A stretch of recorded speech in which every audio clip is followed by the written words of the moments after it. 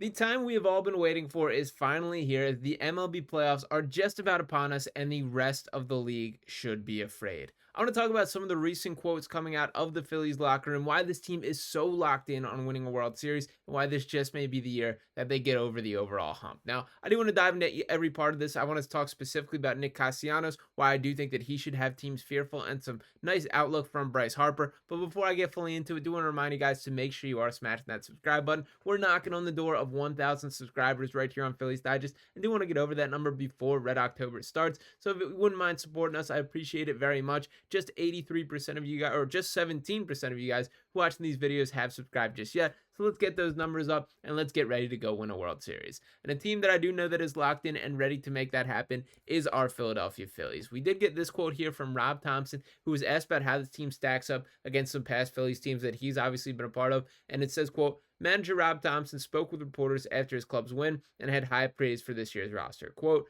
'This is the best team we've had since I've been here,' Thomson stated. 'I think there's a great balance as far as our offense is good, our rotation obviously is good, and we've got an extremely deep bullpen.' And I do think these reasons are why it will be different this year. That we're not talking about this being so one-sided. Of course, there is the Bryce Harpers of the world, the Kyle Schwarber, who's absolutely tearing the cover off the baseball lately. We know the pitching staff, guys like Aaron Nola, guys like Bryce Harper. We do have to have guys like Zack Wheeler is what I was going for there, and to pull up his graphic exactly. Guys like Zack Wheeler, there we go. We are going to have a conversation about Ranger Suarez and his particular outlook. Stay tuned for that video dropping next. But for this specific video, we're keeping it good vibes. We're talking about why this Phillies team is different. And there's a couple other quotes that I did want to jump to. Number one, we had Nick Castellanos, the poet that he is, join foul territory.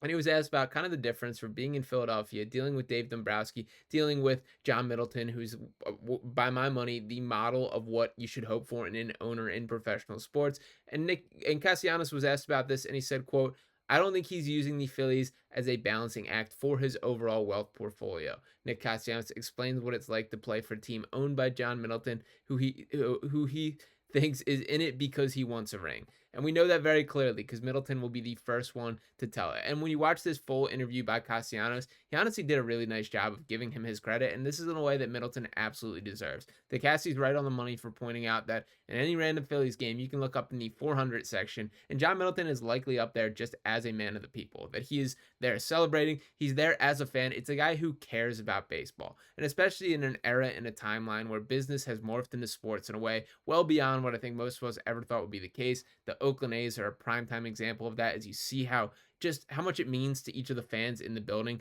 of what that team is to that city, and to have it just absolutely yanked from in front of them is really frustrating stuff. So I do really appreciate that Middleton is an owner who still thinks fan first and very clearly is willing to not just talk the talk, but he walks the walk. He speaks with his wallet. He gives these high price contracts, and he's given this Phillies team the best possible chance to succeed this year. Now, when speaking about Nick Castellanos, that has been a topic of conversation as he was one of the all-in moves from John Middleton.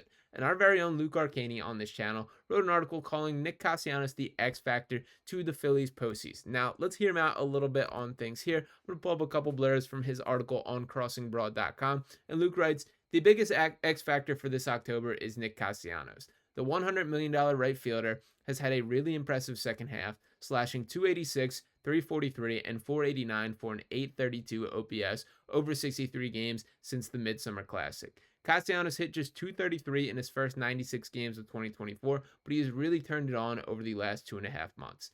Phillies fans, for the most part, have finally accepted who Castellanos is. He's not going to have a season-long OPS over 900. That's not the type of hitter he is. He's going to strike out, although he has dropped his total by nearly 50 from last year. He's going to swing at those down and away sliders, but with that comes the ability to change the game with one swing of the bat.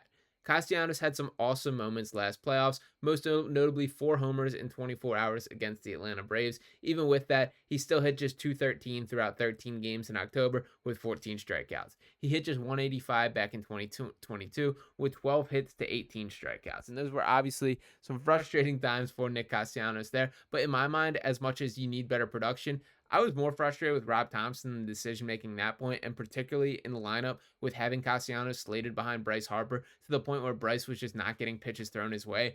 That to me was a real deal critique of Rob Thomson. And by the way, it wouldn't surprise me if we're having a pretty serious Rob Thomson conversation at some point in this playoffs. I do hope that he has learned from some past mistakes. I respect his loyalty. I like the way he sticks with guys for the most part. But this is the playoffs we're talking about. This is when the margins are as small as can possibly get. So I would like to see Thomson coach with, I guess, a little bit more, like bite to him this playoffs. Because I don't want it to just be the good, the guy that's willing to just let the boat steer itself, let things drive, the talent on this team. I hope he's a little bit more proactive than I've seen from him in past years. But I don't want to make this a negative video. In general, Topper has been very good. Now, to continue on with this article from Luke here, he writes, if this team is going to hoist their first trophy since 2008, Castellanos has to continue to hit like his second half self.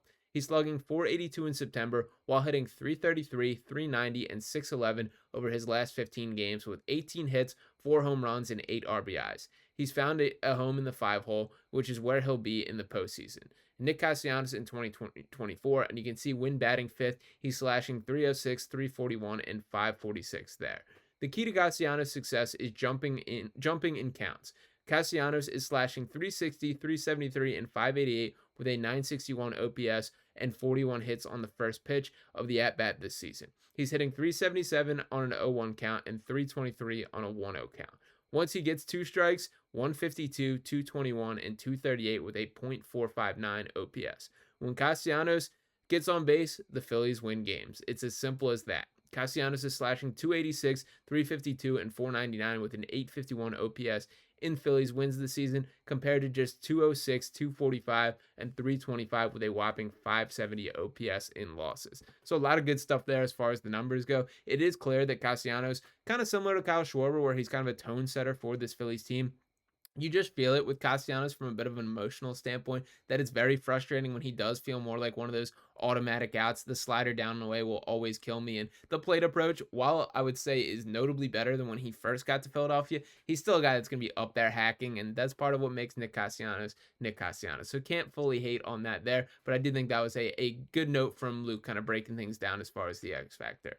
Now, the guy that this team is really fully dependent on, it is Bryce Harper here. We do all know that to be the case. And yes, beyond just the raw stats and what we've seen, this guy has developed into the emotional leader of this Phillies team. There is no player that encapsulates the fan base that is really the foundation of this entire team being constructed together. That if there is not Bryce Harper taking that blockbuster deal, coming to Philadelphia, wanting no outs in the contract, wanting everything guaranteed, no trade, none of this, he wants to be here for the foreseeable future. And then we've seen this team be built up around him. Now, Harper sat down with Sports Illustrated, and we talked a little bit about this. And the quote that he said here starts off with the article stating that Harper's teams in Washington and Philadelphia are 26 and 23 in the postseason, but have never won the last game. In the 2022 World Series, the Phillies took home 2 of the first 3 games against the Astros before Houston won 3 straight. Last year, Philadelphia was 1 win away from returning to the World Series, but lost games 6 and 7 of the NLCS to Arizona. This season may be Harper's best chance. Quote, since a very young age, Harper said, I've always said the same 3 things. I want to be the best I can be, I want to win championships, and I want to be one of the greatest of all time.